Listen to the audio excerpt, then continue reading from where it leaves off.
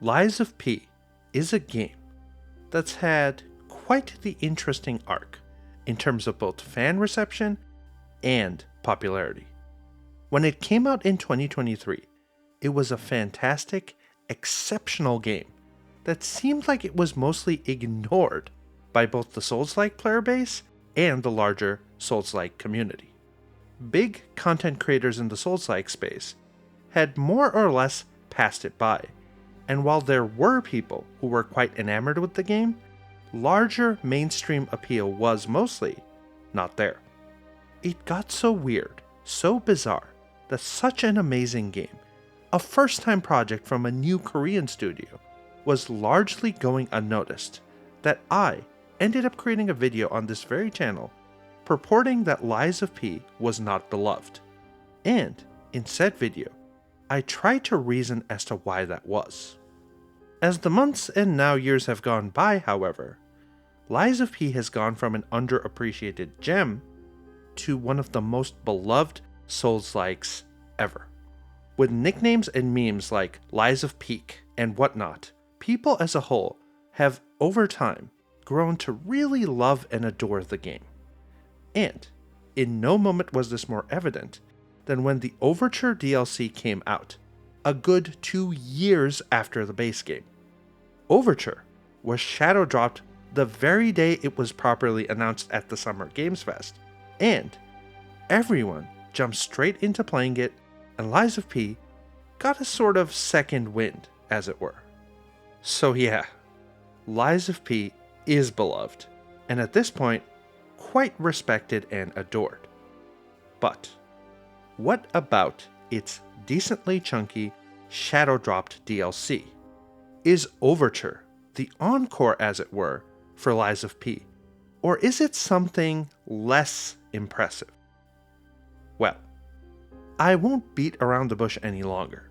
Lies of P Overture is great, and for fans of the original game, it's got more of the same content that you most undoubtedly have fallen in love with, even if some things are a bit rough around the edges.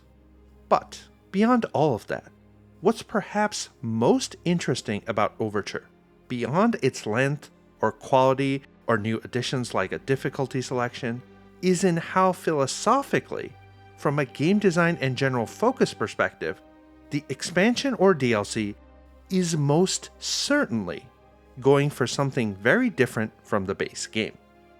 See, where Lies of P was all about this Bloodborne-esque, parry-focused, really fun Souls-like that had a ton of its own unique ideas and mechanics combined with a really engaging and well-told story, Overture is less interested in those mechanics, the Souls-like formula, or in adding anything new to it.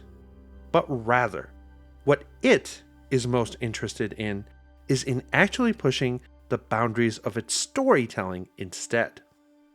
And that is certainly going to divide fans, for sure.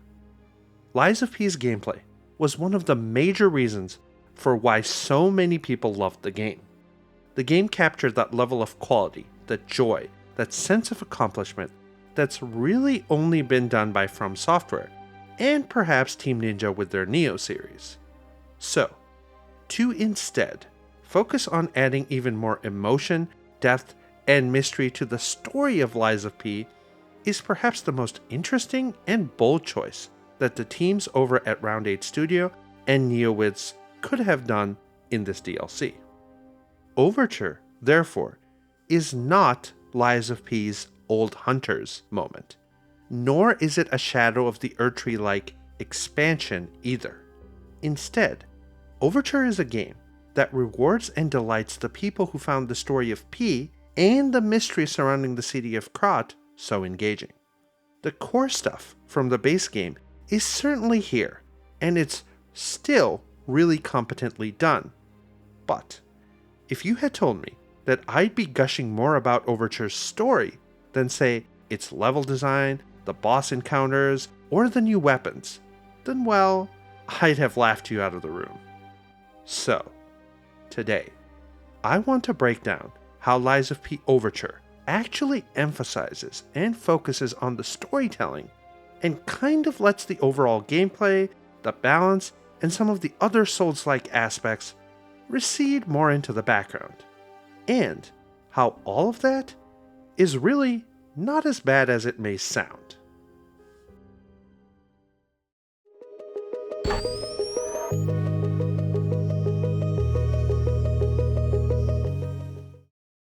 A bit of a warning before we begin. This video will contain spoilers for Lies of P and the Overture DLC.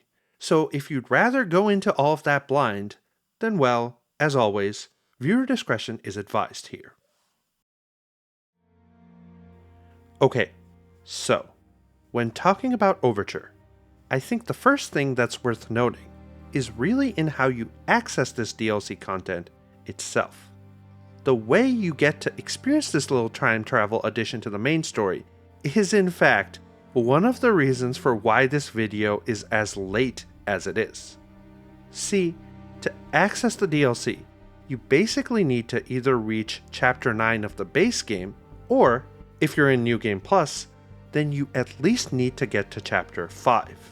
And, right out of the gate, this is quite a big ask from players. Either you're in an NG Plus run like I was, and will ultimately make the DLC harder for yourself in terms of enemy scaling when you do get to the point in the story where it's accessible, or you're going to have to start a fresh playthrough of the game and get to Chapter 9, which is quite a bit deep into the game. And yeah, there's no sugarcoating it. That most certainly sucks for anyone who's looking to excitedly jump into this new bit of content a good 2 years after they've played and beaten the base game. But see, there's a pretty big reason for why Overture is placed and set where it is, and why it has you go through all these hoops to get to it. Simply put, in order for a lot of the story beats and ideas in the DLC to make sense, you need to have gotten to that particular point in the story. And so, rather than just give you the ability to access the DLC immediately, particularly if you've already beaten the game and are on a NG Plus run, Lies of P Overture forces you to get to a particular point in the main game story in order to service said story. It's really pushing the narrative and the storytelling over the user experience here. And really, this is the first, and perhaps most obvious example of how Overture is really putting its story first and foremost. That's the goal, the idea, and everything that you do with the relation to Overture is in service to the story it's trying to tell you. And to that end, there's actually another big change that points to the idea of the story being the king of this particular DLC experience. With Overture, Lies of P adds the dreaded, at least by the Souls-like player base and community, difficulty options to both the DLC and the base game. Difficulty in Souls-likes is an ever-evolving topic, and it's something that requires its own deep dive video at some point. But I get the basic concern here, which is that the player is being tasked with setting their own challenge level and managing their experience rather than the game doing it for them and giving them that more catered, refined experience. But in Overture, the difficulty options are less so a crutch for balancing an unbalanced game, and more so a way for players to be able to experience the story on their own terms. That means that with the easier difficulty options, you can both not only breeze through the main game to get to the Overture content as soon as possible, but you also, when you're in the content, can turn the difficulty down to just enjoy the story, which does signal a change in priorities, at least when compared to the base game. Round 8 Studio and Neowitz with Overture are basically putting the story above even the typical Souls-like challenge, and in doing so, is less so trying to occupy that domain of challenging, rewarding Souls-like, that the base game was vying for and almost competing with From Software for. Nowhere is this shift more evident than in the levels and the bosses of Overture, especially when you compare them to the base game. See, because I was in my NG Plus run, I ended up going through the first 5-ish chapters of the game, the base game, and was then able to compare that experience to Overture. And the big thing I noted is that the balance of the DLC is a bit off when compared to the base game. It's not just pure damage numbers or anything like that, because while you can certainly lower the difficulty to account for that stuff, the overall design of the levels, the bosses, and everything really is just a bit less sharp and refined when compared to the base game. While nearly every boss battle, every location, felt like it was immaculately crafted to provide an engaging, challenging, Souls-like experience in the base game, Overture kind of feels like some of its boss encounters and even some of the level design needed another few rounds of adjustment and tweaking. And, to the point of balance, I do actually appreciate the difficulty options here, as due to me being in NG+, I was at first getting one-shotted by a lot of the basic enemies and really struggled through the first few bosses on the default Legendary Stalker difficulty. It was only after I lowered the difficulty down to the normal difficulty, one step down from the default, that things started to feel a bit more balanced, at least for me. In this mode, the game felt manageable and had a bit of challenge, but wasn't a cakewalk either.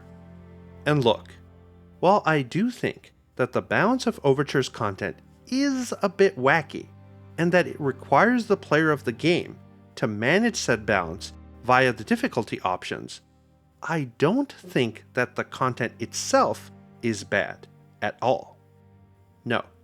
In fact, what is most impressive about Overture is that despite the lacking balance and fine-tuning from the base game, and despite sometimes having borderline janky and weird encounter and enemy design, the game itself is so darn fun, engaging, and enthralling for entirely different reasons. See, what replaces that excellent razor-sharp gameplay and balance is a more immersive, atmospheric, and cinematic experience. Overture is never boring, nor does it fail to engage. It's just that the engagement that it does have comes from the excellent art direction, the level design, the scenarios that you're put into, and the way the story itself unravels. And this is true for not only the main core campaign, but also all the side content, like the NPC quest lines and some of the other side activities as well. Now, I know what you're thinking. How can a Souls-like not focus on the combat and the gameplay, and yet still work and actually be really, really good? Well, let's look at the very first boss battle in Overture. Here, you end up taking on a mutated, insanely large alligator right outside the Krat Zoo, in the cold, wintry time that Overture is set in. And what's so cool about this boss battle is that as you're making your way through the initial area and heading towards the zoo, there are lore pieces that you get that slowly build up this whole monstrosity. There's this whole mystery of how the Krat Zoo was closed down, what the alchemists have to do with it, and how there's been a string of weird occurrences and murders happening in the area. And it all points to some kind of weird experiment and monster that's been sighted and prowling about. The build-up here is really well done, and when you do face off against the alligator that's become this huge mutated monster, well, it's a cool moment, and one that feels satisfying when you do ultimately take down this fabled monster. This, in contrast to the actual battle itself, well, there's some tension there. See, this battle does have some issues. For one, the arena where you fight this thing is exceedingly darn small, and you'll often find yourself stuck inside a corner with the camera obscuring your field of view and your view of the boss, since the boss itself is so massive. Added to that, most of the boss's attacks have tracking on them, and while they are parryable, it's a lot easier to actually just spot dodge them rather than parry them. There's no weapon to break or no mechanic that makes parrying itself super valuable, as say in the base game. Instead, you're better served to dodge through a lot of these full body attacks and then get in your damage as quickly as possible, with the occasional parry added in to keep things going and potentially lower that posture meter. That, combined with a fire status effect, does make this battle fairly quick and easy to deal with once you understand the attack patterns. But there's a massive change here, in that instead of just parrying through all of the boss's major moves and then occasionally dodging here and there, this boss battle actually pushes you to dodge more and parry occasionally instead. It's a flip from what the base game focused on and emphasized in terms of playstyle. To that point, from a pure boss design perspective, I'd say this battle isn't Lies of P's best, as it doesn't use the mechanics of the game effectively, it limits your player expression, and has you struggle with a nasty camera that really gets in your way. But hey, it is still cool to take down an oversized alligator monster that you've been hearing rumors about for the first 30 to 45 minutes of the DLC campaign. The alligator boss battle is also the weakest of the DLC's battles, so, in a way, Overture does start off a bit rougher and only gets better as time goes on. To that point, the second boss battle is definitely a lot more fun and interesting, where you end up facing off against one of the major figures of the alchemists in Marchiona, who actually has quite the connection to P himself with regards to Camille, who is Carlo's mother in the story. Again, this boss battle is so cool and cinematic in terms of what you're doing here. You end up facing off against a puppeteer who not only has her own alchemy-based attacks, but then also has a puppet that she controls and uses as an oversized weapon and extension of herself. Both the puppet and Marchiona have their own set of attacks and life bars. And what's interesting is that it's Marchiona that's the target here, as the puppet can actually get revived every time it goes down, making this a sort of reverse co-op battle where two enemies are attacking you rather than what's generally possible with the summon in the base game. And from the attacks to the animations, to the story bits that get peppered in via mid-battle dialogue, this is a really interesting and engaging fight that has some serious lore implications as well. Now, what's less so engaging is that the actual encounter design of the battle itself has some issues. Here, once again, the camera is the real villain here. See, with two different enemies that can attack you from almost any direction, the camera and the lock-on kind of become useless here. And so, what you end up doing is memorizing the parry and dodge timings of the various attacks of both enemies without really relying on sight or visual tells, and you more of just have to rote memorize the timings for each attack. So, when I beat this battle, which was the last boss battle that I fought on the legendary difficulty, I was basically parrying and dodging based on sound and the small tells before an attack animation would even start, rather than on pure visual cues and reactions. Which is a darn shame, because the concept, the idea, the animations, the attacks, the story related to all of this is so darn exceptional that the lack of finesse around the battle itself feels like a real missed opportunity. Yes, overall, it is fun despite all the jank in it, but just barely. Thankfully, this really is the last of Overture's weak boss battles. All the other ones are fun, have great cinematic moments, use all of Lies of P's base mechanics, and add a ton of interesting lore and story reveals in the process. Two battles that I do want to focus in on are the Two-Faced Overseer and the final boss.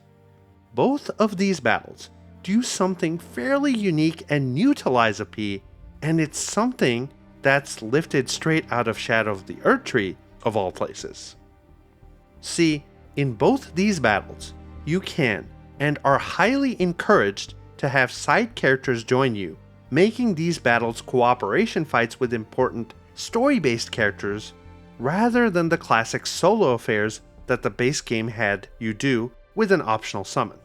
These battles are a lot like how the Bale boss fight in Shadow of the Erdtree goes, where it's not nearly as epic if you don't bring Aigon along. That monologue is legendary, and it's what makes the battle so epic and cinematic, and what makes taking down Bale so memorable. And Overture does this same thing with the two battles I just mentioned, but it ups the ante significantly. There's dialogue and story bits that you get as you fight alongside Alidora the Tracker with the Two-Faced Overseer and Leia the Legendary Stalker herself with the final boss. Now, just from a lore perspective, these two characters are really important in the core story of Lies of P, and yet you never actually get to see them or interact with them in the base game. So, just these characters being here is an important and exciting thing in itself. But what Overture does is it doesn't just tell you their particular stories or have you just run into them, but rather has you really fight alongside them and get to know them over longer, more interactive sections in the DLC's campaign. See, like the alligator battle, or the Marchiona one, or really any of the boss battles, there's a ton of setup beforehand. You meet Alidoro, for instance, before you face the Overseer, and he lets it be known as to what he's doing and his whole mission to take down the monster lurking in the area. So, when you call upon him via an item that he gives you earlier, when you encounter the Overseer, and then the two of you work as a duo to take it down, well, it's one of the coolest, most epic moments in the entirety of the Lies of P game, DLC or otherwise. This whole battle was particularly awesome for me, as both Aldoro and my P were using the same weapon combinations. Both had the Two-Dragon sword and the bow equipped, and it was awesome seeing both kind of become an army of two, as I worked together with Aldoro to ultimately fell the jar-headed monstrosity that we were facing. And the final battle with one of the most important characters in the base game of Arlecchino alongside Leia, the Legendary Stalker, well, that's got all manner of story significance, not to mention just the idea of taking down the fabled serial killer puppet with the Legendary Stalker as you're trying to save another important character in the story in Romeo is just pure cinema and pure dopamine. These battles are fun, cinematic, story-driven affairs, and it's why I'm most convinced that Overture tilts the scale primarily towards the story rather than just the gameplay. These boss battles, if you were playing the base game, would be best enjoyed solo, where the difficulty and the moveset of the boss, and conquering all of that, would be the key part of the experience. But here, while that's there, the real power of the experience is in the role-playing and story aspects of these battles, as they're honestly not as hard if you have another really strong character assisting you. There's things like particular dialogue that is only heard if you're working with these story characters, and there's particular attack animations that only happen with the cooperation as well. Again, story over challenge and difficulty. Now, while the game definitely nails the narrative and storytelling aspects of the main campaign, complete with an ending that not only affects the main storyline, but also sets it all up, there's also a ton of narrative and emotional power in the small things. The NPC questlines in this game, in particular, are some of the most emotional and powerful quests and storylines in a Souls game, period. And this is coming from someone who already found the base game of Lies of P to have some of the best NPC questlines ever.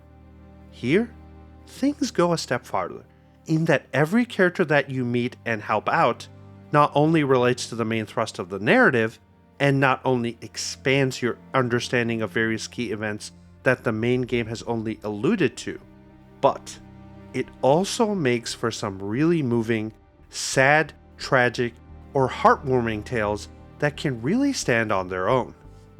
And again, in keeping with the theme of Overture, the game is less interested in making you work hard for these story moments, and more or less just gives them to you. All the quests are pretty standard and easy to follow, with the game giving you icons and notes for whenever you have something that will move a questline forward. Thus, it's really hard to mess up or miss out on this content unintentionally, which, as someone who loves this stuff and is frequently annoyed with Souls-likes and Souls games with how obtuse they are, this particular thing is always awesome to see. To that end, beyond the overarching NPC questlines, there's also smaller things, like this whole new system of clues that Aladoro gives you that you can use to unearth various mysteries and things relating to the alchemist and what went down in certain areas of the DLC.